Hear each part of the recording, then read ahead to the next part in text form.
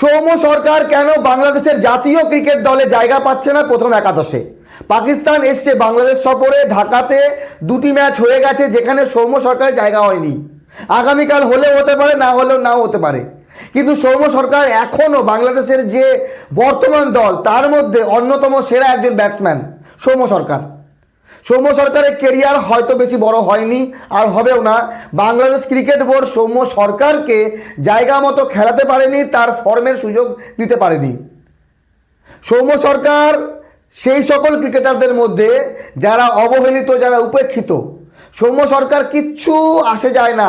সৌম্য সরকারকে দলে নিল, খেললো, না দিল, না খেললো, কোনো মিডিয়ার সামনে কোনো কিচ্ছু নেই। সৌম্য সরকার নর্মাল নিজের কাজ করে যাচ্ছে, কিন্তু সৌম্য সরকারকে ডিজার্ভ করে না বন্ধুগণ। সৌম্য সরকার সাইফ হাসানের আগে জাতীয় দলে জায়গা ডিজার্ভ করে, আফিফ হোসেন ধ্রুবর আগেও জায়গা ডিজার্ভ করে। তানজিদ তামিমকে এত পরিমাণে চেষ্টা করা হচ্ছে, তানজিদ তামিমের অ্যাভারেজ 22.4 আর সৌম্য সরকারের 33.4, তাহলে সৌম্য সরকার কেন ওডিআই দলে জায়গা পাচ্ছে না? এই প্রশ্নগুলো, এই যে রেকর্ড, এগুলো কি বাংলাদেশ টিম ম্যানেজমেন্ট অ্যানালাইসিস করে না? দেখেন, এই মুহূর্তে বাংলাদেশের যত ব্যাটসম্যান আছে যারা পাকিস্তানের এগেনস্টে খেলছে, তার মধ্যে তহিদ হৃদয়ের অ্যাভারেজ সৌম্য সরকার থেকে মাত্র 0.06 বেশি। সৌম্য সরকার 33.40 আর তহিদ হৃদয়ের 34, ব্যাস 19-20 ফারাক। কিন্তু বাকি কোনো ব্যাটসম্যান সৌম্য সরকারের আগে নেই, কিন্তু সৌম্য সরকারের আগে তারা জায়গা পাচ্ছে। 2027 ওডিআই বিশ্বকাপে বাংলাদেশের হয়ে সেরা একজন ওপেনার হতে পারে সৌম্য সরকার, যদি বাংলাদেশ টিম ম্যানেজমেন্ট লাভ নিতে চায় সৌম্য সরকারের। গত সিরিজ, হোম সিরিজে সৌম্য সরকার ওয়েস্ট ইন্ডিজের এগেনস্টে দ্বিতীয় ম্যাচে করেছিল 45 এবং তৃতীয় ম্যাচে 91, প্রথম ম্যাচে 4 রান আউট হয়েছিল।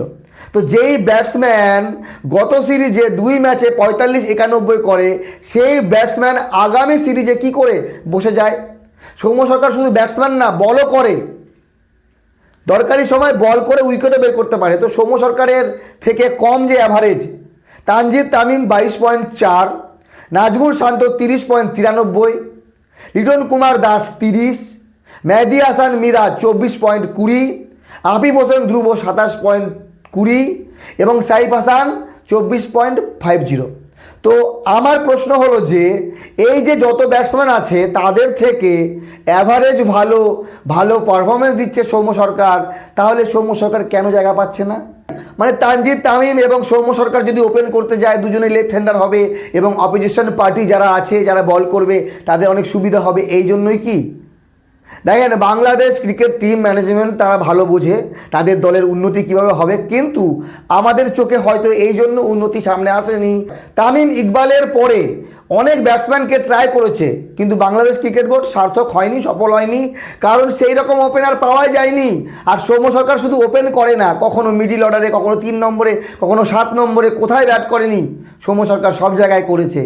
তো আগামীকাল আছে পাকিস্তানের এগেনস্টে। সৌম্য সরকার যদি জায়গা পায়, যদি ভালো রান করতে না পারে, তাহলে হয়তো আগামী সিরিজে আমরা সৌম্য সরকারকে দেখব না।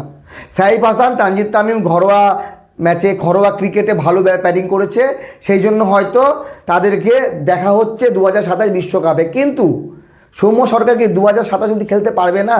আপনাদের মতামত জানাবেন। আমি মনে করি সৌম্য সরকার এখনও ভালো ব্যাটসম্যান, তার যে ফর্ম ছিল এখন আছে কি না আমরা জানি না, কারণ সৌম্য সরকারকে প্রথম 2 ম্যাচে নেওয়াই হয়নি। আমি মনে করেছিলাম যে পাকিস্তানের এগেনস্টে 3টে ম্যাচেই সৌম্য সরকার খেলবে এবং 3টি ম্যাচের ভেতরে যদি একটি ম্যাচও ভালো করতে পারতো, তাহলে সৌম্য সরকারের জায়গা হতে পারতো আগামী পরিকল্পনার জন্য, আগামী 2027 বিশ্বকাপের জন্য। কিন্তু সৌম্য সরকারের ট্যালেন্ট, তার যে যোগ্যতা অবশ্যই আছে, কিন্তু সেই যোগ্যতার মূল্যায়ন হয়তো করতে অসমর্থ বাংলাদেশ ক্রিকেট বোর্ড। সেই জন্য একের পর এক এক্সপেরিমেন্ট। সাইফ হাসান টি20তে ভালো করেছে, তাকে ওয়ানডেতে ঢোকাও, তানজিদ তামিমকে ঢোকাও, আর যারা আগে ওয়ানডেতে ভালো করেছে তাদের জায়গা কীভাবে হবে? কমসে কম আফিফ হোসেন ধ্রুব এবং সাইফ হাসানের মধ্যে যে কোনো একজনের জায়গা ডিজার্ভ করে সৌম্য সরকার। ভালো থাকবেন সবাই, ধন্যবাদ।